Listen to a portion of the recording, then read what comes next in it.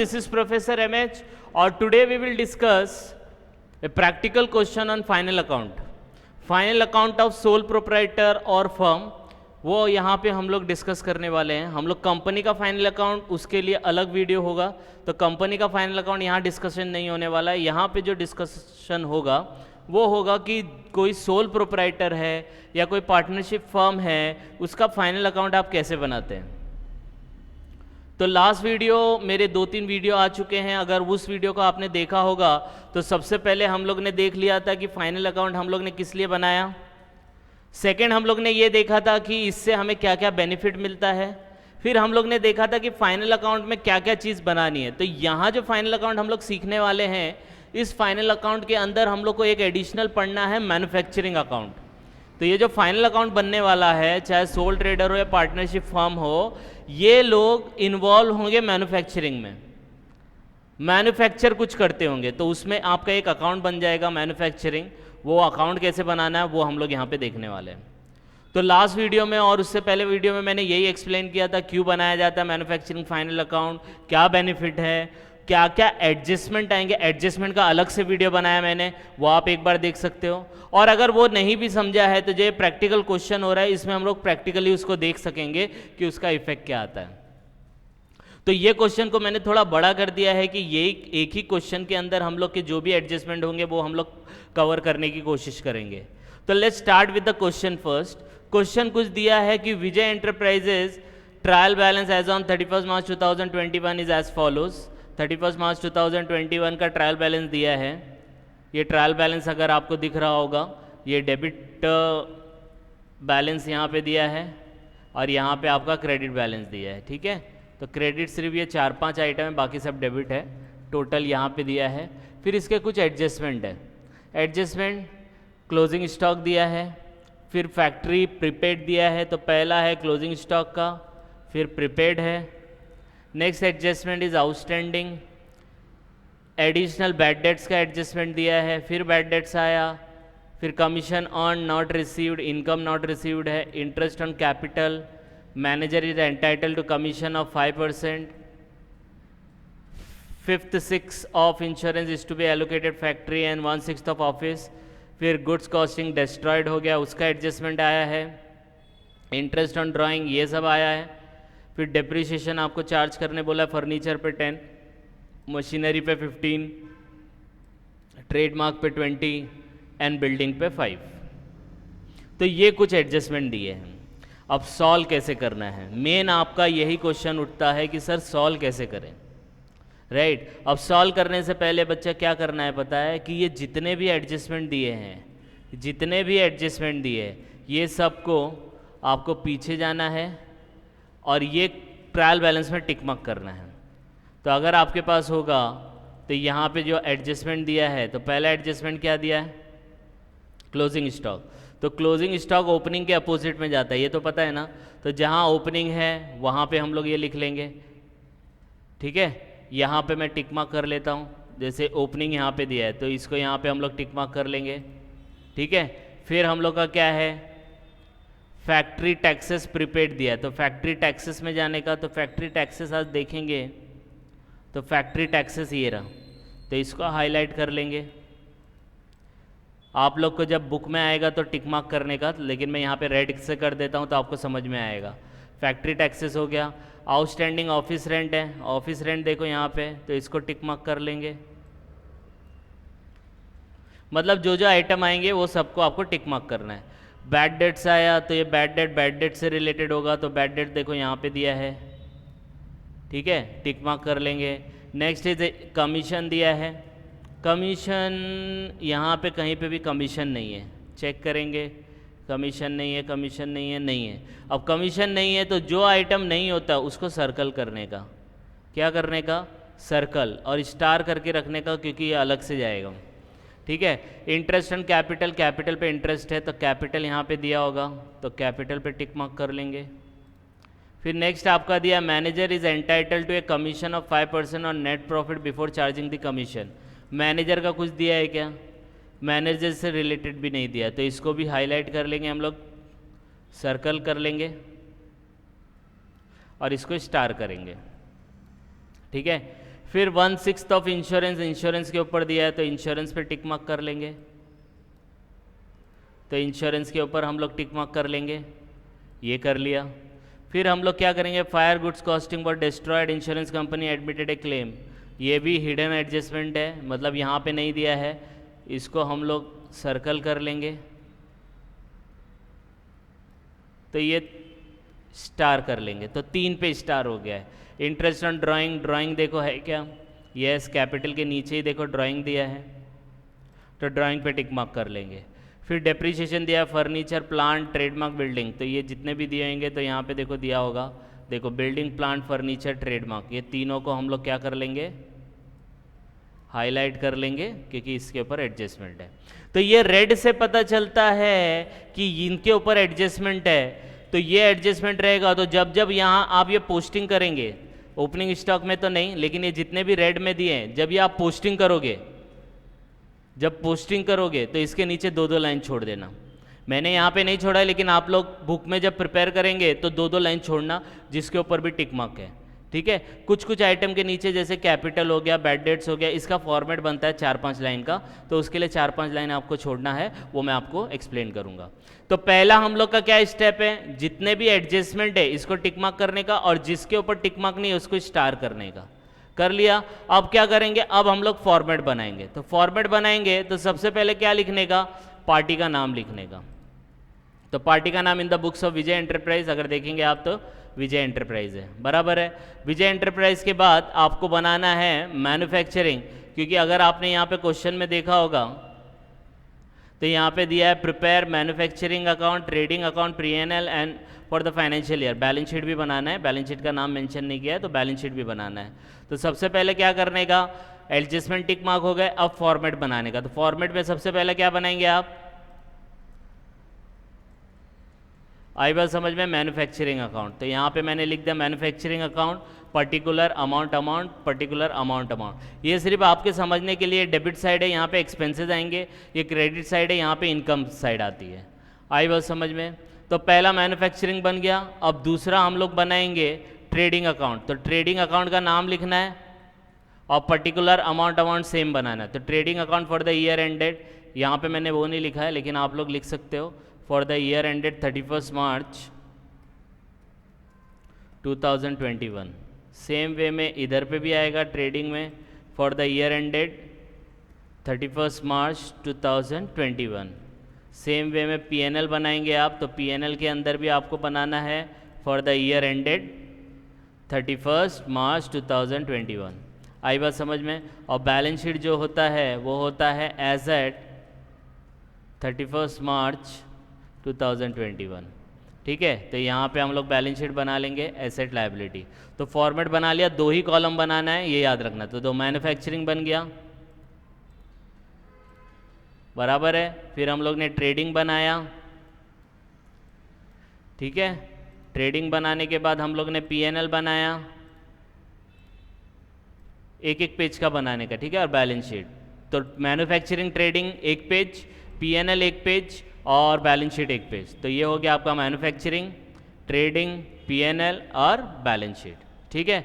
अब क्या करने का, तो पहला स्टेप एडजस्टमेंट टिक कर लिया, दूसरा स्टेप आपको अकाउंट्स बनाने हैं, बना लिए, ठीक है। अब पोस्टिंग करने का, थर्ड स्टेप क्या है, पोस्टिंग। तो ये जितने भी आइटम दिए हैं ना आपको, ये सब की पोस्टिंग करेंगे। और पोस्टिंग करने का जिसके ऊपर रेड वाला दिया है उसको इनर कॉलम में लिखने का, जो ब्लैक वाला दिया है उसको आउटर में भी लिखेंगे तो चल जाएगा 99%, ठीक है। तो रेड वाले को इनर, बाकी को आउटर में आपको डालना है, ओके। और इसका एक ही इफेक्ट आता है, तो जब आप पोस्टिंग करेंगे तो एक इफेक्ट पास करेंगे। हम लोग स्टार्ट करेंगे ओपनिंग स्टॉक से। तो ओपनिंग स्टॉक में देखो दिया है raw material, WIP, finish goods. तो सबसे पहला opening stock raw material WIP है, तो ये आपका मैन्युफैक्चरिंग से रिलेटेड है, क्योंकि मैन्युफैक्चरिंग में आप कच्चा माल डालोगे और प्रोसेस होगा। तो यहाँ पे देखो पहला आइटम आपका आएगा ओपनिंग स्टॉक। तो पहला लिखेंगे टू ओपनिंग WIP 80,000, ये 80,000 देखो यहाँ पे लिख दिया कि नहीं लिख दिया। रॉ मटेरियल उसके नीचे ही आता है, रॉ मटेरियल कंज्यूम्ड करके। रॉ मटेरियल कंज्यूम्ड का पूरा फॉर्मेट है, ये याद रखना, ये फॉर्मेट लिख लेने का 5-6 लाइन का है। तो रॉ मटेरियल कंज्यूम्ड, ये मैंने आपको फॉर्मेट एक्सप्लेनेशन में बराबर अच्छे से बताया था, तो यहाँ हम लोग एक्सप्लेनेशन नहीं देखेंगे, यहाँ पे हम लोग डायरेक्टली पोस्टिंग करेंगे। तो रॉ मटेरियल है, फॉर्मेट है इसलिए इनर कॉलम में दिया 2,50,000। आई बात समझ में? सेम वे में फिनिश गुड्स है, फिनिश गुड्स मतलब माल तैयार हो गया, माल तैयार हो गया मतलब इसको बेचना है। अब बेचना है तो हम लोग ट्रेडिंग अकाउंट में जाएंगे, तो ट्रेडिंग अकाउंट में फिनिश गुड्स का ओपनिंग स्टॉक होगा, तो 2,20,000 to opening stock finish goods. आई बात समझ में? यस और नो? तो ये 3 आइटम हो गए। अब चौथा आइटम क्या दिया है? परचेज दिया है। परचेज कितना है? 2,15,000। तो परचेज अगर कुछ नहीं बोला है तो रॉ मटेरियल समझने का, तो वही सेम हम लोग मैन्युफैक्चरिंग में जाएंगे, परचेज ऑफ रॉ मटेरियल दिया है, यहाँ पे हम लोग लिख देंगे 2,15,000। आई बात समझ में? यस और नो? तो यहाँ पे हम लोग का ये चौथा आइटम भी हो गया। अब देखो ये चारों एसेट दिए, बिल्डिंग, प्लांट, फर्नीचर, ट्रेडमार्क, ये सब एसेट है और इसके ऊपर एडजस्टमेंट भी है, तो एक एक 2-2 लाइन छोड़ देने का। आप 2-2 लाइन छोड़ो, मैंने यहाँ पे 1 लाइन ही छोड़ा है, लेकिन आप 2-2 छोड़ो। तो ये चारों के चारों क्या है? एसेट है, तो एसेट में जाने का। तो ये तो मैन्युफैक्चरिंग था, ट्रेडिंग, P&L, बैलेंस शीट। तो बैलेंस शीट में गए, पहला हम लोग ने लिखा फिक्स्ड एसेट्स, उसके अंदर लिखेंगे बिल्डिंग, फिर लिखेंगे प्लांट एंड मशीनरी, फिर लिखेंगे हम लोग फर्नीचर, फिर उसके बाद ट्रेडमार्क, और ये चारों के अमाउंट लिख लेंगे। ये चारों के जितने अमाउंट दिए रहेंगे सब लिख लेंगे। तो building 1,50,000, plant and machinery 3,60,000, furniture 40,000, trademark 30,000। Inner में लिखा क्योंकि एडजस्टमेंट है, तो एडजस्टमेंट बाद में करेंगे, अभी सिर्फ पोस्टिंग चालू है। आई बात समझ में? यस और नो? ठीक है, तो let's start with the next part. Wages दिया है। वेजेस क्या होता है? वेजेस आपका फैक्ट्री में यूज़ होता है। फैक्ट्री मतलब मैन्युफैक्चरिंग, तो मैन्युफैक्चरिंग में वेजेस पे करेंगे। तो मैन्युफैक्चरिंग में जाने का, यहाँ पे आपका नेक्स्ट आएगा वेजेस। तो वेजेस हम लोग लिख लेंगे यहाँ पे, डायरेक्ट वेजेस 83,000। आई बात समझ में? तो 83,000 आउटर में लिखेंगे क्योंकि इसके ऊपर कोई भी एडजस्टमेंट नहीं है, इसलिए outer. Factory taxes, factory taxes मतलब मैन्युफैक्चरिंग से रिलेटेड है, लेकिन इसमें कितना 4,000 एडजस्टमेंट है, तो इनर में लिखेंगे। तो नीचे जाएंगे, फैक्ट्री एक्सपेंस, ठीक है, ये वाला इसको बोलते हैं, जितने भी फैक्ट्री रिलेटेड होते हैं ना वो सब मैन्युफैक्चरिंग में आते हैं। तो ये सिर्फ आपके रेफरेंस के लिए। तो ट्रू डायरेक्ट फैक्ट्री एक्सपेंसेस, उसमें rent, depreciation, power, fuel, store, oil, factory taxes भी उसी में आ जाएगा। तो 4,000 मैंने यहाँ पे लिख दिया है। अगर ये बाइफिकेशन आपको याद नहीं होता लेकिन आपको पता है कि फैक्ट्री मैन्युफैक्चरिंग में आता है, तो ये दोनों लिखने की ज़रूरत आपको नहीं है। आई बात समझ में? डायरेक्टली फैक्ट्री एक्सपेंस लिखो, चल जाएगा। लेकिन अभी यहाँ पे लिखा है तो हम लोग इसको कंसिडर कर लेंगे 4,000 इनर कॉलम में। आई बात समझ में? ठीक है, अब आएगा मोटिव पावर। मोटिव पावर मतलब पावर एंड फ्यूल, वो सब यहाँ पे यूज़ होता है। तो मोटिव पावर 9,000 है, वो भी फैक्ट्री में जाएगा। इसके नीचे 2 लाइन छोड़ने का, अब लिखने का मोटिव पावर। मोटिव पावर सीधा आउटर कॉलम में, तो 9,000 आउटर कॉलम में आ जाएगा। आई बात समझ में? अब इंश्योरेंस दिया है। इंश्योरेंस कुछ नहीं दिया, हम लोग कोई भी चीज़ अज्यूम कर सकते हैं, वो फैक्ट्री का भी हो सकता है और ऑफिस का भी हो सकता है। तो अभी फिलहाल कहीं पे भी लिखो आप, कोई प्रॉब्लम नहीं, कहीं पे भी लिख सकते हो। तो हम लोग अब मैन्युफैक्चरिंग कर रहे हैं तो मैन्युफैक्चरिंग में लिख देते हैं इंश्योरेंस 5,000। तो मैं देखो यहाँ पे लिख दूंगा इंश्योरेंस 5,000, लेकिन इनर में लिखूंगा क्योंकि एडजस्टमेंट है। आई बात समझ में? जो रेड में है जिस पे टिक मार्क होगा उसको इनर में ही लिखना है। आई बात समझ में? यस और नो? ठीक है, ये करेंगे। अब देखो सैलरी टू ऑफिस स्टाफ और ऑफिस रेंट, ये सब आपके दोनों ऑफिस से रिलेटेड है। और आपको पता ऑफिस से रिलेटेड जितने भी खर्चे हैं वो सब किधर आते हैं? P&L में। तो P&L में आपको ध्यान में देना है जितने भी एडमिनिस्ट्रेटिव मतलब ऑफिस, सेलिंग, फाइनेंस के जितने भी खर्चे सब यहाँ आएंगे। इसलिए पहला आएगा सैलरी टू ऑफिस स्टाफ, तो यहाँ पे मैं लिख दूंगा 11,000। ठीक है, तो देखो 11,000। ऑफिस रेंट के ऊपर एडजस्टमेंट है 10,500, तो 10,500 ऑफिस इनर कॉलम में लिख दूंगा ऑफिस रेंट। आई बात समझ में? समझ में आ रही है posting? Next carriage inward. Carriage inward पता है आपको क्या होता है? जब आप कोई कच्चा माल खरीदते हो, परचेज करते हो, तो उसको लाने का, अपने गोडाउन तक लाने का खर्चा होता है, उसको कैरेज इनवर्ड बोलते हैं। तो ये भी मैन्युफैक्चरिंग से रिलेटेड है। कैरेज इनवर्ड मैन्युफैक्चरिंग का है, कैरेज आउटवर्ड सेल्स का है, ये याद रखने का। तो कैरेज आउटवर्ड आया वो सेलिंग एक्सपेंस है, पीएनएल में जाएगा। कैरेज इनवर्ड जो है, जो परचेज करते हो आप मटेरियल, उसको गोडाउन तक लाने का जो खर्चा होता है उसको कैरेज इनवर्ड बोलते हैं, इसलिए मैन्युफैक्चरिंग में जाएगा। और मैन्युफैक्चरिंग में मैन्युफैक्चरिंग एक्सपेंस करके है, देखो यहाँ पे परचेज एक्सपेंस करके है, तो कैरेज इनवर्ड इधर आएगा। तो इसका अमाउंट हम लोग लिख देंगे 2500। आई बस समझ में, यस और नो? ठीक है। Next is printing and stationery to 5200, ये आपको पता है ऑफिस से रिलेटेड है, तो 5200 में जाऊंगा ऑफिस में, और 5200 ये लिख दूंगा प्रिंटिंग एंड स्टेशनरी। ये इनर कॉलम में था क्योंकि एडजस्टमेंट है इसलिए लाइन छोड़ा है, आउटर कॉलम में प्रिंटिंग एंड स्टेशनरी। नेक्स्ट है बैंक चार्जेस, ये भी फाइनेंस रिलेटेड है, कोई एडजस्टमेंट नहीं है, डायरेक्ट आउटर कॉलम में जाएगा, तो प्रिंटिंग एंड स्टेशनरी के नीचे ही बैंक चार्जेस लिख देना है। सेम बैड डेट्स सेलिंग से रिलेटेड है लेकिन एडजस्टमेंट है, तो इसका फॉर्मेट बनेगा, इसलिए 3-4 लाइन छोड़ देने का। आई बात समझ में? तो 2-3 लाइन छोड़ देने का, उसके बाद लिखना है आपको। ओके, तो बैड डेट्स हो गया। ट्रैवलिंग एक्सपेंस ऑफिस से भी रिलेटेड हो सकता है, सेलिंग से भी रिलेटेड हो सकता है, तो वहाँ पे कुछ स्पेसिफाई नहीं किया है तो हम लोग पीएनएल में डाल देंगे ट्रैवलिंग एक्सपेंस, और कुछ भी एडजस्टमेंट नहीं है इसलिए आउटर कॉलम में जाएगा। तो ट्रैवलिंग एक्सपेंस 10,000। आ रही है बात समझ में? यस और नो? तो पोस्टिंग कर रहे हैं, तो पोस्टिंग करना है, एडजस्टमेंट है तो इनर कॉलम में, नो एडजस्टमेंट आउटर कॉलम में। आई बात समझ में? Next discount. अब बच्चा ये डिस्काउंट मिला है कि दिया है? तो ये डेबिट में है ना, तो खर्चा है, डेबिट में खर्चा है मतलब दिया रहेगा, तो डिस्काउंट अलाउड आपके लिए खर्चा है, तो ट्रैवलिंग के नीचे लिख देंगे डिस्काउंट 3300। ठीक है। सेल्स रिटर्न दिया है, नेक्स्ट देखो, तो सेल्स रिटर्न आपको पता है सेल्स में से माइनस होता है, तो सेल्स किधर लिखते हैं हम लोग? यहाँ पे लिखते हैं। तो यहाँ पे देखो फॉर्मेट बना लेने का, सेल्स रिटर्न, और यहाँ पे आपको 11,000 लिखना है। आई बात समझ में? यस और नो? इसको रिटर्न इनवर्ड भी बोलते हैं, परचेज रिटर्न को रिटर्न आउटवर्ड बोलते हैं। तो सेल्स रिटर्न हुआ तो वो रिटर्न इनवर्ड कहा जाता है, परचेज रिटर्न हुआ उसको रिटर्न आउटवर्ड कहा जाता है, ये याद रखना है। ठीक है। नेक्स्ट एडवर्टीजमेंट आपको पता है सेलिंग से है, नो एडजस्टमेंट सीधा आउटर में। तो पीएनएल में देखो ये तीनों एक्सपेंस आएंगे, मैं हाईलाइट कर देता हूँ इधर, तो ये तीनों में सेलिंग है, तो डिस्काउंट के नीचे जाके एडवर्टीजमेंट लिख देंगे 5,500। आई बात समझ में? यस और नो? ठीक है। नेक्स्ट इज सेल्स दिया है 7,80,000, तो 7,80,000 सेल्स दिया है, तो जहाँ सेल्स रिटर्न लिखा था उसी के ऊपर था, तो यहाँ पे हम लोग सेल्स लिख देंगे 7,80,000। और हाँ, पोस्टिंग करने के टाइम 1 by 1 जाने का, ऐसा नहीं करने का रॉ मटेरियल लिख दिया फिर बोले बिल्स पेबल किधर जाता है वो लिख लो, फिर कैश इन हैंड लिख लिया, फिर मोटिव पावर लिख लिया, फिर सेल्स, ऐसा नहीं, सिस्टमेटिक जाने का। तो सेल्स तक अपना हो गया था। अब कैपिटल और ड्राइंग, ये कैपिटल और ड्राइंग दोनों जाता है साथ में, तो कैपिटल है, बैलेंस शीट में जाएंगे, इसका पूरा फॉर्मेट है, तो ये फॉर्मेट हम लोग ड्रॉ कर लेंगे। ठीक है।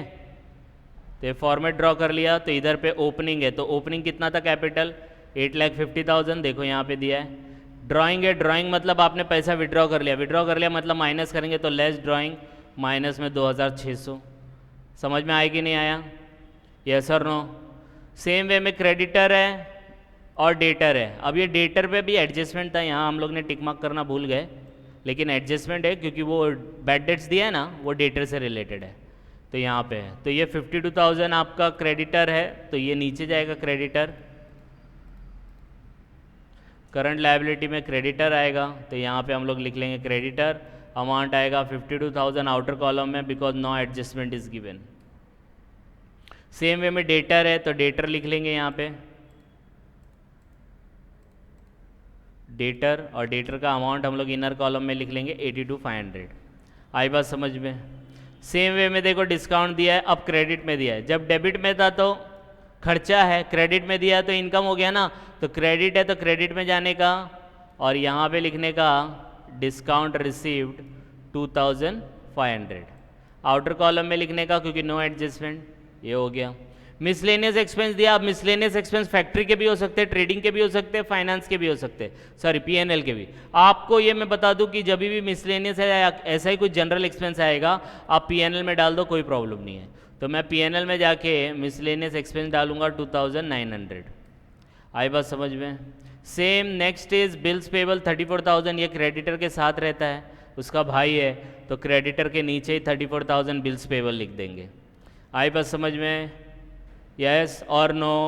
यस। आप साइड बाय साइड जब मेरा ये वीडियो देखेंगे ना तो फॉर्मेट बना लेने का, वीडियो रन करते रहने का और देख देख के कॉपी करते रहने का, तो आपका क्वेश्चन भी हो जाएगा और आपको समझ में भी आएगा।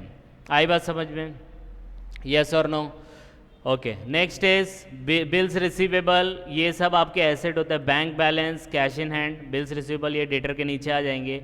तो डेटर के नीचे 3-4 लाइन छोड़ना है, फिर उसके बाद हम लोग को लिखना है bills receivable, cash in hand, cash at bank, और तीनों अमाउंट आ जाएगा। बिल्स रिसीवेबल 16,000, बैंक में 98,000 और कैशिड बैंक में हैंड में 9,000। ठीक है, ये बैंक है, यहाँ पे कॉरपोरेशन बैंक लिखना पड़ेगा। तो कभी भी कैश इन बैंक नहीं लिखते, कभी बैंक का नाम भी दिया है तो वो भी डरने का नहीं, वो बैंक ही होता है। तो यहाँ पे हम लोग ने अमाउंट लिख दिया, तो यहाँ पे आपकी पूरी पोस्टिंग हो गई।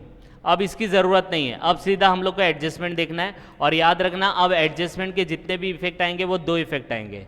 तो एक जहाँ पे जाएगा उसका सेकंड इफेक्ट भी जाएगा। तो एक डेबिट में गया तो दूसरा कहाँ जाएगा? क्रेडिट में जाएगा। तो बड़े ध्यान से देखना। पहला क्या दिया? Closing stock. तो क्लोजिंग स्टॉक तीनों दिया, रॉ मटेरियल का, WIP का, फिनिश गुड्स का। सबसे पहले रॉ मटेरियल, तो 85 दिया है। तो 85,000 आपको पता है रॉ मटेरियल का ओपनिंग किधर आया था? यहाँ। तो इसके अपोजिट में जाएगा, लेकिन अपोजिट नहीं, इसके फॉर्मेट के अंदर ही देखो closing stock of raw material दिया है, तो यहाँ पे हम लोग माइनस करके लिख देंगे। तो एक इफेक्ट इधर, दूसरा इफेक्ट क्या? क्लोजिंग स्टॉक है, मतलब माल बच गया। ये माल आप नेक्स्ट ईयर यूज करेंगे ना, तो हमारे लिए क्या हो गया? एसेट हो गया। तो ये इसका सेकेंड इफेक्ट जो जाएगा वो एसेट साइड में जाएगा। Closing stock raw material 85,000। आई बात समझ में? समझा कि नहीं समझा? तो क्लोजिंग स्टॉक का मतलब क्या होता है कि वो माल जो बच गया है, तो वो बच गया तो फेंक थोड़ी दोगे, उसको आप क्या करोगे? फर्स्ट इफेक्ट जो भी आपने रॉ मटेरियल कंज्यूम्ड के फॉर्मेट में है उसमें जाके लेस कर दो यहाँ पे। दूसरा इफेक्ट ये हम लोग को नेक्स्ट ईयर काम आएगा, इनकम जनरेट करेगा, इसलिए इसको यहाँ पे हम लोग शो करेंगे। आई बात समझ में? यस और नो? सेम वे में आपका WIP दिया है 30,000, तो WIP का देखो यहाँ पे ओपनिंग है तो क्लोजिंग उसके अपोजिट में जाता है, तो उसके अपोजिट में लिख दिया एक इफेक्ट। दूसरा इफेक्ट सेम उधर ही जाएगा, तो रॉ मटेरियल के नीचे जाने का ये। अब आप लोग को थोड़ा डाउट आ सकता है कि सर जब closing stock of raw material हम लोग ने डेबिट साइड में लिखा और सेकेंड इफेक्ट आपने यहाँ पे दिया, तो ये समझा। अब आपने WIP क्रेडिट साइड में लिखा लेकिन सब सेम इफेक्ट आपने रॉ मटेरियल के नीचे लिखा, तो इसका ये मतलब होता है बच्चा, ये माइनस में किया है ना, तो डेबिट में माइनस किया मतलब क्रेडिट इफेक्ट है, मतलब यहाँ ही लिखा है वो, इन शॉर्ट। आई बात समझ में? तो यहाँ माइनस में लिखा है, इसका मतलब ये डेबिट में लिखा है, मतलब ये क्रेडिट है। तो एक इफेक्ट क्रेडिट में, दूसरा इफेक्ट एसेट साइड जो कि डेबिट होता है। आई बात समझ में? ये याद रखना, जो एसेट होते हैं ना ये कौन से बैलेंस होते हैं? ये डेबिट बैलेंस होते हैं, और लायबिलिटी जो होती है ना वो क्रेडिट बैलेंस होती है। तो याद रखना, एक इफेक्ट अगर डेबिट में आया तो दूसरा इफेक्ट क्रेडिट में जाना जरूरी है, तभी टैली होगा। आई बात समझ में? यस और नो? ठीक है, अब हम लोग आगे बढ़ते हैं। Closing stock of finish goods दिया है, तो फिनिश गुड्स आपका कितना दिया? 2,05,000। तो फिनिश गुड्स है तो आपको पता है वो ट्रेडिंग में था, तो ओपनिंग ऑफ फिनिश गुड्स यहाँ है तो क्लोजिंग उसका यहाँ पे आएगा, यहाँ पे। फर्स्ट इफेक्ट यहाँ पे क्रेडिट साइड में, ये क्रेडिट साइड है कि नहीं है? तो दूसरा इफेक्ट एसेट साइड में जाके लिख देंगे डेबिट साइड में। आई बात समझ में? यस और नो? तो ये हो गया आपका पहला एडजस्टमेंट। दूसरा देखो प्रीपेड। अब एडजस्टमेंट कैसे समझना है बच्चा? याद रखना है, एडजस्टमेंट बोलता है कि पूरे साल का हम लोग फाइनल अकाउंट बना रहे हैं तो पूरे साल का ही डेटा होना चाहिए, मतलब 12 महीने का है तो 12 महीने में 11 महीने का डेटा नहीं होना चाहिए और 13 महीने का डेटा नहीं होना चाहिए। तो 12 महीने का है तो उसमें अगर ज़्यादा है तो उसको माइनस कर दो, अगर कम है तो ऐड कर दो। तो आपने क्या किया? प्रीपेड किया, मतलब ज़्यादा दिया ना, तो ये साल में इसकी ज़रूरत नहीं है, तो प्रीपेड है, फैक्ट्री टैक्सेस में जाओ। प्रीपेड है तो फैक्ट्री टैक्सेस में गए, यहाँ पे लेस आपको लिखना है प्रीपेड, और फिर यहाँ पे इसको आउटर में डाल देना है 2000। तो ये आपका एडजस्टमेंट हो गया। आई बात समझ में? यस और नो? ठीक है, इसको हाईलाइट कर देता हूँ। जितने भी हम लोग ने किए हैं वो सबको हाईलाइट कर देंगे तो आपको समझ में आएगा कि हाँ ये एडजस्टमेंट है। ठीक है, ये हाईलाइट हो गया।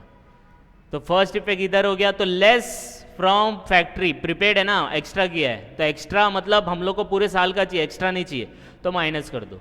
तो ये क्या हुआ, डेबिट में माइनस हुआ, डेबिट में माइनस हुआ मतलब क्रेडिट इफेक्ट हो गया। तो दूसरा इफेक्ट किधर जाएगा, एसेट साइड में, जो कि डेबिट इफेक्ट होता है। तो यहाँ पे जाके हम लोग लिख देंगे प्रीपेड फैक्ट्री एक्सपेंसेस 2000। आई बात समझ में, यस और नो, समझा कि नहीं समझा? तो ये एडजस्टमेंट भी हो गया। सेम वे में देखो आउटस्टैंडिंग ऑफिस रेंट दिया है, ऑफिस रेंट आउटस्टैंडिंग है मतलब अभी तक पे नहीं हुआ है, तो पूरे साल का इन्फॉर्मेशन पे नहीं हुआ है, पूरे साल का रेंट पे नहीं हुआ है, तो पे कर दो। तो आउटस्टैंडिंग रेंट में जाने का, पहले रेंट देखो कहाँ लिखा है, तो यहाँ पे लिखा है, तो add outstanding, add outstanding, add करेंगे तो आपको आंसर आएगा 12,000। पहला इफेक्ट इधर, तो आपने डेबिट में ऐड किया है तो डेबिट इफेक्ट हो गया। दूसरा आपका क्रेडिट में आना चाहिए, तो लायबिलिटी में आएगा, तो लायबिलिटी में जाने का आउटस्टैंडिंग एक्सपेंसेस रेंट आपका आ जाएगा 1500। समझ में आ रहा है डेबिट क्रेडिट? तो इस तरीके से आपको करना है। नेक्स्ट एडजस्टमेंट क्या है, एडिशनल बैड डेट, ये आपको याद रखना है। तो इसका फॉर्मेट क्या होता है, फॉर्मेट यहाँ पे हम लोग ने बनाया है, आपको बैड डेट्स का फॉर्मेट कुछ इस तरीके से बनाना है, ठीक है। मैं यहाँ पे लिख देता हूँ ऐड, ये फॉर्मेट कुछ इस तरीके से होगा, add further bad debts, add new RDD, less old RDD. ये मैंने आपको लास्ट टाइम एडजस्टमेंट में जो कराया था लास्ट वीडियो में, उसमें प्रॉपर एक्सप्लेन किया था, तो वहाँ पे आप इसको जाके देख सकते हैं, ठीक है। तो ये आपका ओल्ड आरडीडी हो गया। अब यही चीज़ को आपको याद रखना है, ये ट्रायल बैलेंस में मिलता है, ये आपको एडजस्टमेंट में मिलेगा, ये आपको अगेन एडजस्टमेंट में मिलेगा, ये आपको ट्रायल बैलेंस में मिलेगा। अब ट्रायल बैलेंस में चेक करो क्या है, तो ट्रायल बैलेंस में देखो 400 दिया है बैड, एडिशनल बोला है मतलब फर्दर हो गया, तो 400 में यहाँ पे ऐड कर दूंगा। फिर देखो क्या दिया है, रिजर्व फॉर बैड डेट्स 5% दिया है, तो 5% दिया है, तो 5% मुझे डेटर पे निकालना पड़ेगा क्योंकि ये न्यू आरडीडी, क्योंकि दोनों एडजस्टमेंट है तो दोनों ऐड होगा। तो एडजस्टमेंट पे जाने का, डेटर पे जाने का, सबसे पहला एडिशनल बैड डेट्स माइनस करो, फिर जो भी आएगा उसका आपको 5% निकालना है, तो 5% आपने निकाला तो 4125 आया, बराबर है। 4125 आपको 5% निकालना है, किसका, यहाँ पे गलती हो गया 4250 नहीं, इसको माइनस करके निकालना है, ओके। तो कितना आएगा 82500 माइनस 400, 82,100 इंटू 5%, तो कितना आएगा 4105। तो यहाँ पे मैं चेंज कर देता हूँ 82,100, तो 4105 आएगा। तो यहाँ पे भी मुझे 4105 ही लिखना पड़ेगा, तो यहाँ पे मैं लिखूँगा 4105। आई बात समझ में? तो ये दोनों एडजस्टमेंट था, तो एक इफेक्ट इधर आया, दूसरा इफेक्ट लेस फ्रॉम हियर हुआ। तो आप चेक कर सकते हो यहाँ पे हुआ ऐड हो रहा है मतलब डेबिट में ऐड हो रहा है डेबिट इफेक्ट, और ये दूसरा इफेक्ट डेबिट में से लेस हो रहा है मतलब क्रेडिट इफेक्ट। बस इसको आउटर कॉलम में लिख देंगे, तो आउटर कॉलम में लिखेंगे तो आएगा दिस प्लस दिस, आपका आंसर आएगा 77,995। आई बात समझ में? यस और नो? समझ में आया कि नहीं आया? ठीक है, तो अब हम लोग इधर पे करेंगे, ये आपका हो गया। ये 20 रुपये का डिफरेंस आ सकता है, वो हम लोग देखेंगे नेक्स्ट टाइम। नेक्स्ट है commission earn but not received. अब देखो ये वाला अपने को निकालना है, इसको मैं पीछे डिस्कार्ड करके फिर से करता हूँ। अब हम लोग का नेक्स्ट एडजस्टमेंट जो है वो है commission earn but not received. तो कमीशन अर्न कितना किया? 200 रुपया। ये स्टार था, एक ये स्टार था, एक ये स्टार था और एक ये स्टार था, ठीक है। तो commission earned and not received मतलब इनकम आया लेकिन आया मिला नहीं है, तो इनकम आया मतलब अपने को इनकम में शो करना पड़ेगा। तो क्रेडिट साइड में जाने का, यहाँ पे लिखने का 200 कमीशन अर्नड अक्रूव्ड, बराबर है कमीशन अर्नड अक्रूव्ड।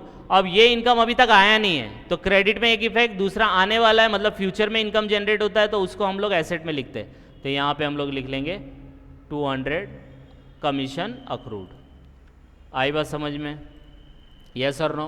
फिर से बता दूं, कमीशन आपको कमाया लेकिन आया नहीं, कमाया मतलब अपनी इनकम है तो इनकम में जाके लिख देने का, लेकिन अभी तक आई नहीं है मतलब आने वाली है, तो फ्यूचर में आएगी, जो फ्यूचर में इनकम जनरेट करेगा उसको एसेट बोलते हैं, तो एसेट में सेकेंड इफेक्ट। आई बात समझ में? ठीक है, नेक्स्ट देखते हैं। इंटरेस्ट ऑन कैपिटल 5% है, तो कैपिटल कौन पे करता है? कैपिटल कौन पे करता है? तो कैपिटल पे करता है, अभी यहां पे मैं अगर बोलूं तो जो कंपनी है, कंसर्न है, सोल प्रोप्राइटर है ये, तो सोल ट्रेडिंग कंसर्न जो कंपनी है, वो कंपनी किसको पे करेगी? पार्टनर, जो ओनर है उसको पे करेगी, बराबर है। तो कंपनी के लिए, मैं कंपनी नाम यहां पे जनरलाइज करूंगा, कंपनी के लिए वो क्या है? एक्सपेंस है, लेकिन ओनर के लिए क्या? वो इनकम है ना। इंटरेस्ट ऑन कैपिटल 5% मिला, तो कैपिटल मतलब जो पैसा लगा है उसके ऊपर इंटरेस्ट मिल रहा है, तो उसके लिए तो इनकम है।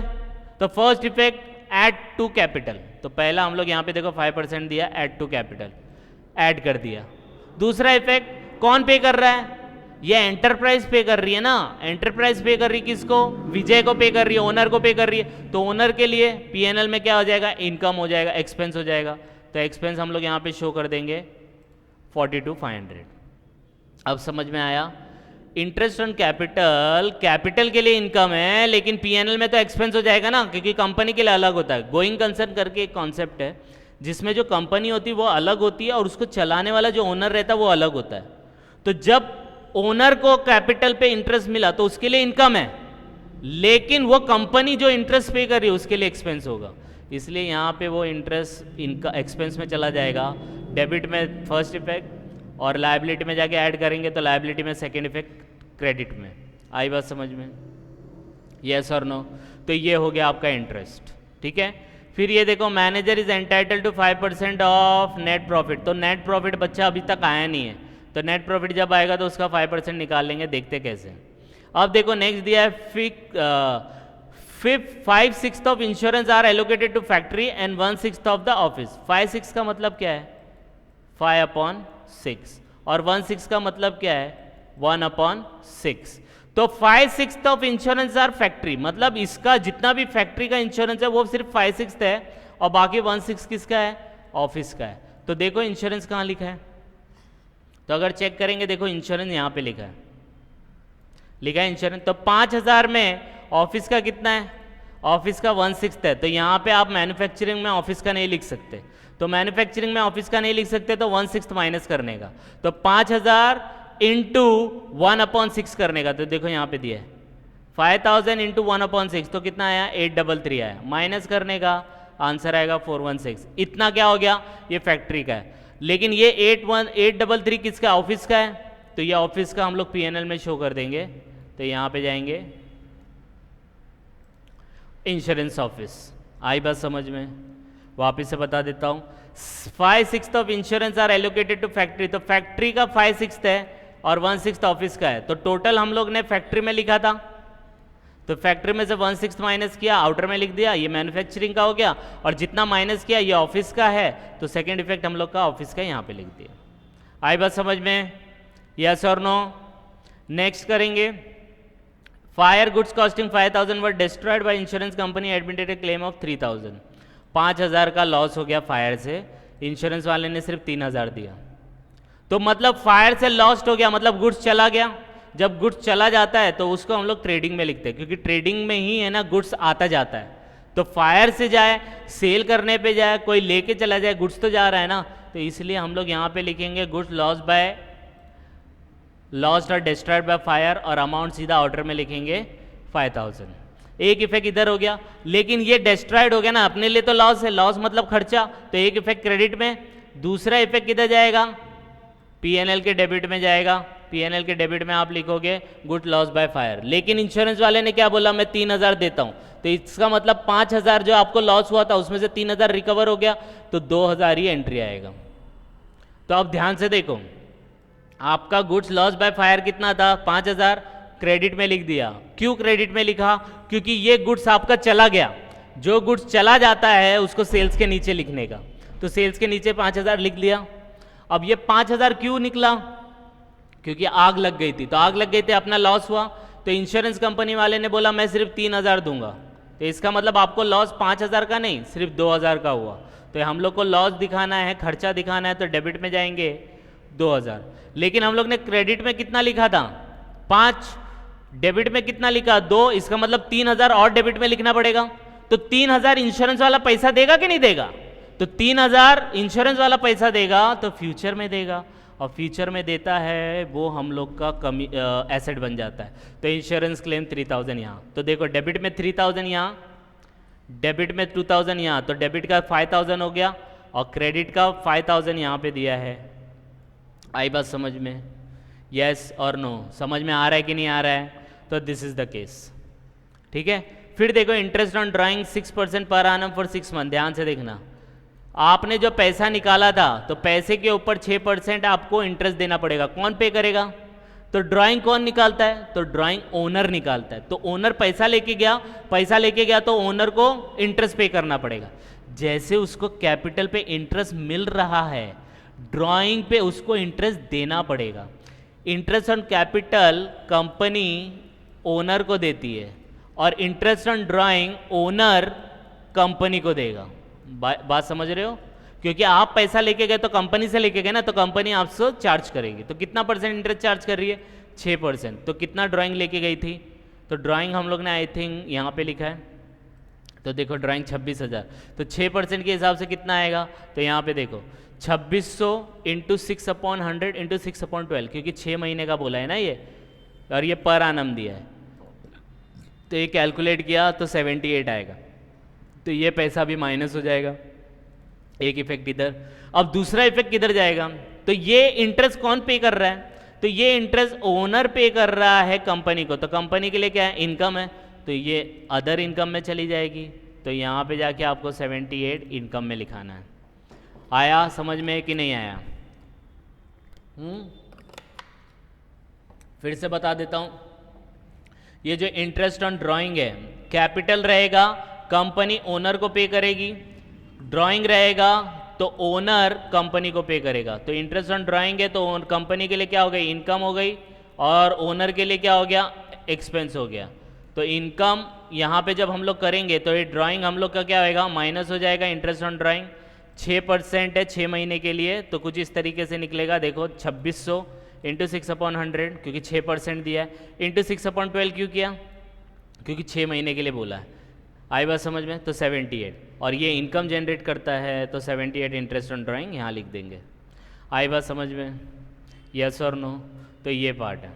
अब डेप्रीशिएशन है। डेप्रीशिएशन तो बहुत सिंपल है, ये जितने भी डेप्रीशिएशन दिए हैं इनका इफेक्ट लेस फ्रॉम एसेट, पहला इफेक्ट, और दूसरा अगर ये प्लांट का है तो फैक्ट्री में जाएगा, अगर ये ट्रेडमार्क बिल्डिंग फर्नीचर है तो ये ऑफिस में जाएगा। आई बात समझ में? तो पहला तो हम लोग इसको माइनस करेंगे एसेट में से, तो एसेट में से माइनस करो। तो पहला हम लोग ने यहाँ पे निकाला बिल्डिंग का, फिर हम लोग ने प्लांट का निकाला, फिर हम लोग ने फर्नीचर का निकाला, ठीक है, फिर हम लोग ने डेप्रीशिएशन ट्रेडमार्क का निकाला। ये माइनस करने के बाद जो अमाउंट आए वो कुछ इस तरीके से आएंगे। तो पहला इफेक्ट लेस फ्रॉम एसेट, दूसरा इफेक्ट ये प्लांट एंड मशीनरी 54,000, ये कहाँ जाएगा? मैन्युफैक्चरिंग में। लेकिन यहाँ पे मैंने बाय मिस्टेकली इसको यहाँ पे लिख दिया है, तो आप लोग जब पोस्ट करेंगे तो यहाँ पे डेप्रीशिएशन है, तो ये प्लांट एंड मशीनरी यहाँ पे नहीं जाएगा, तो मैं यहाँ से हटा देता हूँ 54,000 और यहाँ पे जाके लिख दूँगा टू डेप्रीशिएशन ऑन प्लांट कितना है?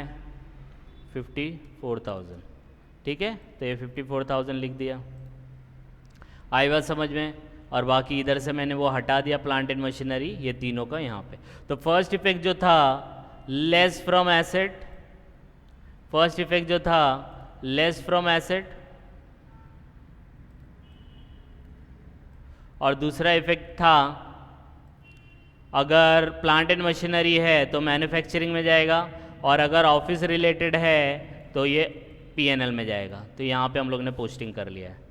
सिर्फ एक एडजस्टमेंट रह गया आपका, ये वाला मैनेजर एंटाइटल, ये नेट प्रॉफिट जब आएगा 5% तब निकालेंगे, तो कैसे करेंगे वो देखते हैं। अब सबसे पहला क्या करने का, पूरा पोस्टिंग हो चुका है, अब इसको टैली करेंगे। टैली करने के लिए क्या करने का, सबसे पहला जो ये इनर वाले हैं ना, ये सबको आउटर में डालो। तो एक एक करके अब ध्यान से सुनना कैसे करना है। तो सबसे पहले मैन्युफैक्चरिंग क्लोज करेंगे, तो ये इनर में डालेंगे, इसको प्लस माइनस करेंगे तो आएगा कुछ 3,82,500। तो ये 3,82,500 मैं बाहर लिख दूंगा, ठीक है। फिर और कोई आइटम है, ये 4 में से 2 गया, 2 बाहर लिख दिया, 9,000 ऑलरेडी है, ये सब बराबर है। अब इसी का टोटल करेंगे, ठीक है। तो टोटल किया कितना आया, 6,14,667 आया, ठीक है। लेकिन यहाँ पे टोटल कितना था, 5,60,000 नहीं, यहाँ यही वाला टोटल हम लोग यहाँ पे लिखेंगे 6,14,667। अब इसके अंदर दोनों साइड जो बड़ा है वो लेने का, यहाँ पे 30,000 है, तो आपका जो ये ट्रेडिंग अकाउंट में ट्रांसफ़र होगा वो कितना ट्रांसफ़र होगा, दिस माइनस जो अमाउंट यहाँ पे आया था 30,000, 5,84,000, इसको राउंड फिगर कर लेने का 667। फिर से बता देता हूँ कैसे क्लोज करने का। पहले जितने भी आइटम इनर में है उसको आउटर में डाल दो, तो ये अमाउंट को टैली करने का। तो ये अमाउंट का टोटल कितना आता है, मैंने यहाँ पे टोटल किया तो देखो 6,14,667 आता है, तो मैंने यहाँ लिख दिया। लेकिन क्रेडिट साइड में तो सिर्फ एक ही आइटम है ना 30,000, मतलब बड़ा कौन सा है, बड़ा ये साइड है, तो दोनों साइड ये लिखने का। तो दोनों साइड मैंने ये लिख दिया, देखो यहाँ पे भी ये लिखा, यहाँ पे भी ये लिखा। अब इसके अंदर से 30,000 माइनस करो तो जो अमाउंट आएगा वो ट्रेडिंग में चला जाएगा, तो 5,84,667 आएगा। ये ट्रेडिंग में जाएगा तो मैं यहाँ पे लिखूँगा, ठीक है, यहाँ पे हम लोग लिखेंगे दिस, ये अमाउंट तो आएगा 5,84,667। तो 5,84,667 आया। अब इसको क्लोज करने का, पहले देखने का इनर में कोई है क्या, तो यहाँ पे तो इनर में कुछ नहीं है, इधर है देखो, तो इसको बाहर निकालो। तो इसको बाहर निकालेंगे, 7,80,000 में से 11,000 गया तो 7,69,000। अब दोनों साइड को टोटल करो, तो ये साइड को टोटल करेंगे तो 80,466 आ रहा है, तो ये टोटल करेंगे तो टोटल यहाँ पे कुछ अलग है, लेकिन हम लोग इसको क्रॉस चेक कर लेंगे। तो यहाँ पे हम लोग क्या करेंगे, एक फॉर्मूला डालेंगे, एक्सेल है, आप लोग टोटल करके देखना कैलकुलेटर पे, ठीक है, जस्ट अ मिनट।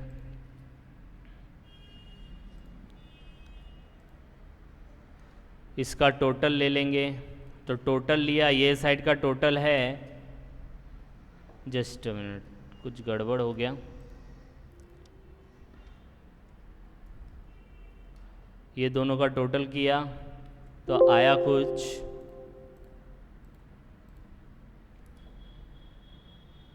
8,04,667। ये यहाँ पे देखो टोटल करेंगे तो यहाँ पे कितना आ रहा है, 9,79,000। तो दोनों साइड में से बड़ा कौन सा है, ये वाला बड़ा है, तो मुझे यहाँ पे 9,79,000 ही लिखना पड़ेगा। तो दोनों में से जो बड़ा रहता है वो दोनों साइड लिखने का। अब इसमें से ये दोनों माइनस कर दो तो आंसर आ जाएगा। तो यहाँ जो डिफरेंस आता है उसको हम लोग क्या बोलते हैं, ग्रॉस प्रॉफिट बोलते हैं। तो ये कैसे आएगा, तो देखो this minus this amount minus this amount, तो आपका प्रॉफिट आ गया 1,74,333। अब ये 1,74,333 आपका ग्रॉस प्रॉफिट है, ये पीएनएल में जाएगा, तो पीएनएल में हम लोग डाल देंगे 1,74,333। आई बात समझ में। तो ऊपर से हम लोग जो क्लोज करते आ रहे तो एक एक क्लोज करने का, तो मैन्युफैक्चरिंग क्लोज किया, उसका जो भी डिफरेंस है 5,84,667 वो ट्रेडिंग में डाला, फिर ट्रेडिंग का साइड क्लोज किया, उसका जो भी डिफरेंस है ग्रॉस प्रॉफिट 1,74,333 वो पीएनएल में डाला। अब पीएनएल का दोनों साइड का टोटल करके देखो, लेकिन एक एडजस्टमेंट भी बाकी है। तो अगर मैंने इसका टोटल किया तो मैं टोटल पहले यहाँ कर लेता हूँ, इसका टोटल करेंगे दोनों साइड का, तो यहाँ का टोटल होता है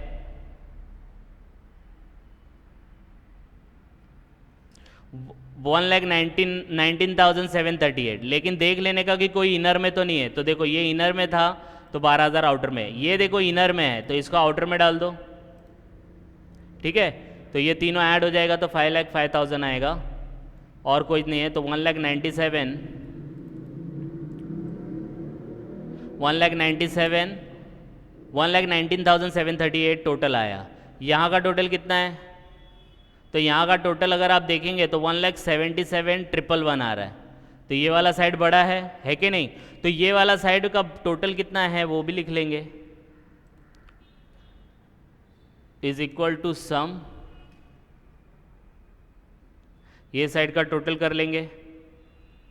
तो ये साइड का टोटल आया 1,17,111 और यहाँ का आया 1,77,111 और यहाँ का 1,19,738। और आपको मैं बता दूँ अभी भी एक एडजस्टमेंट बाकी है, 5% ऑफ नेट प्रॉफिट। तो इसका मतलब ये दोनों साइड पे आएगा। 1,77,000 बड़ा है ना, तो यहाँ पे भी 1,77,000 आएगा। तो मतलब डिफरेंस कितना आएगा? तो डिफरेंस मैं यहाँ निकाल लेता हूँ, 1,77,111 माइनस 1,19,738, तो 573.73 आएगा। इसके ऊपर उसको 5% कमीशन मिलेगा। तो यहाँ पे मैं लिखूंगा मैनेजर रेम्यूनरेशन और यहाँ पे पहले लिख देंगे हम लोग क्या, 177,111 माइनस 119,738 इज इक्वल टू कितना बचेगा? 573.73। अब 573.73 पे आपको कितना परसेंट वो मिलेगा? देखो 573 यहाँ पे 73 हो जाएगा का 5%, तो ये 5% आपने निकाला तो आंसर आया कमीशन 2869। आई बात समझ में? यस और नो? देखो फिर से बताता हूँ, इसके ऊपर ज़्यादा कन्फ्यूजन मत लेना। यहाँ तक समझ में आया आपको ट्रेडिंग का? ये जो 1,74,333 आया, हम लोग ने ग्रॉस प्रॉफिट यहाँ पे ट्रांसफ़र कर लिया। तो यहाँ का टोटल प्लस यहाँ का जो भी इनर में था उसको आउटर में डाल के वहाँ का टोटल, तो वहाँ का टोटल आया 1,19,000। इसको हाईलाइट कर लेते तो आपको समझ में आएगा। और यहाँ का टोटल आया 1,77,111। एक एडजस्टमेंट बचा था कि 5% रेम्यूनरे कमीशन देना है मैनेजर को, net profit before charging this commission. तो हम लोग ने नेट प्रॉफिट निकाल के देखा तो इस अमाउंट को इस अमाउंट से माइनस करेंगे तभी आएगा ना। तो इसलिए देखो यहाँ पे लिखा है 1,77,111 माइनस 11 यहाँ पे कितना हो जाएगा? 119,738। तो 119,738 तो 573.73 आएगा। तो 573.73 पे आपको कमीशन कितना मिल रहा है? 5%। ये बस। अब ये टोटल है तो ये टोटल तो आपका सेम रहने वाला है, ये इतना ही रहेगा कि नहीं रहेगा? This is equal to this amount, ये आपका प्रॉफिट ही रहने वाला है, टोटल यही साइड आने वाला है, बराबर है। अब ये साइड के अंदर ये पूरा माइनस करो, तो ये पूरा माइनस करेंगे तो जो भी आएगा आपका नेट प्रॉफिट आएगा। तो नेट प्रॉफिट आएगा तो यहाँ पे पहले मैं लिख लूँगा 177,111। अब ये 177,111 में से आपको माइनस करना है minus this amount minus this amount, तो आएगा 54,504। आई बात समझ में? फिर से बताता हूँ, एक बार और सुनो। हम लोग को एक एडजस्टमेंट करना है, manager entitle to 5% of net profit before charging this commission.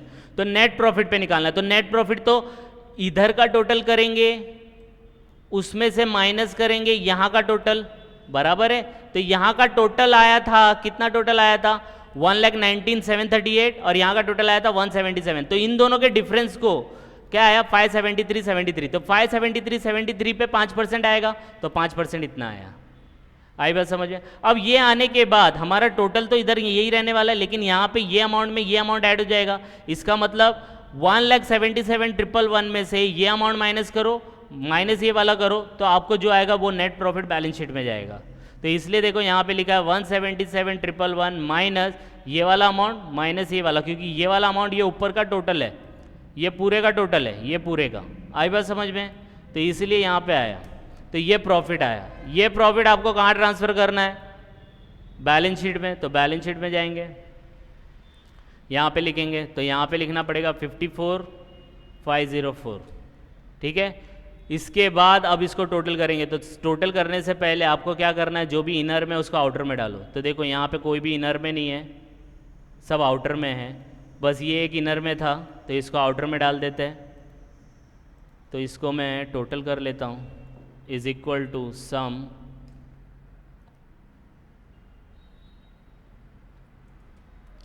तो यहाँ का टोटल आया कुछ 9,44,326। अब बस ये साइड का टोटल करो, तो ये साइड का टोटल कितना है? हाँ, ये रेम्यूनरेशन का देखो एक इफेक्ट, क्योंकि एडजस्टमेंट के दो इफेक्ट आते हैं ना, तो एडजस्टमेंट का पहला इफेक्ट 2869, तो 2869 हमारे लिए खर्चा है ना, क्योंकि मैनेजर को कमीशन देना पड़ रहा है, खर्चा है। तो एक इफेक्ट इधर, अभी तक पे नहीं किया है, तो पे नहीं किया तो मतलब अपने लिए आउटस्टैंडिंग हो जाएगा, तो इसलिए इसको आउटस्टैंडिंग में लिखा देंगे यहाँ पे 2868 बराबर है। अब अपना पूरा हो गया, अब ये साइड को टोटल करो, तो ये साइड का अगर आप टोटल करते हो तो आपको टोटल मिलता है कितना, 10,34,694, तो यहाँ का भी इतना ही आना चाहिए, तो 10 लाख उतना ही आ रहा है। ठीक है, नहीं समझ रहा है तो मैं यहाँ पे टोटल कर लेता हूँ, फिर से करते हैं, इज इक्वल टू सम, और पूरा टोटल करो यहाँ से लेके ऊपर तक। ठीक है, ये टोटल हो गया, तो आया 10,34,694। यहाँ पे भी देखो, इसका सम करेंगे,